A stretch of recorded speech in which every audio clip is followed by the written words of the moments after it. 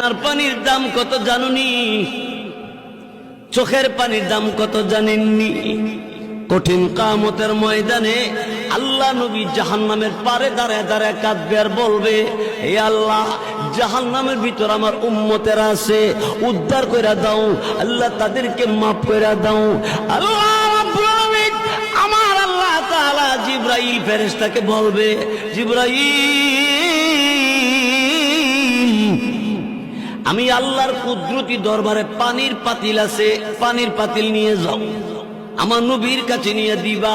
নবীকে বলবা এই পাতিলের পানিটা জাহান্নামের ভিতরে ছেড়ে দেওয়ার জন্য। রসুলের কাছে জিবরাইল পানির পাতিল দিবে, আর জিবরাইল ফেরেশতার কাছ থেকে রসুল পানির পাতিল পাইয়া পানিটা জাহান্নামের ভিতরে ছেড়ে দিবে। জাহান্নামের আগুন ঠান্ডা হয়ে যাবে, নিভে যাবে।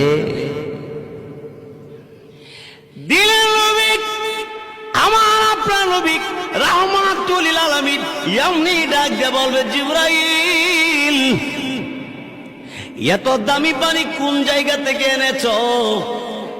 এটা কি হাউজে কাউসারের পানি না জমজম কুয়ার পানি?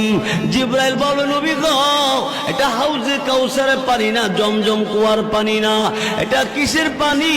আল্লাহ রাব্বুল আলামিন তখন ডাক দেয়, বলো জিবরাইল রাই আমার নবীকে বলে দাও। এমনি জিবরাইল ফেরেশতা তখন ডাক দেয় বলবে, এই আল্লাহ নবী দুনিয়ার জমিনে আল্লাহকে ভয় করে চোখের পানি ছেড়ে, আল্লাহর বান্দা চোখের পানি ছেড়ে ছেড়ে কাঁদছে, এই কান্নার পানিটা আল্লাহ তাআলা জমা রাইখা দিছে।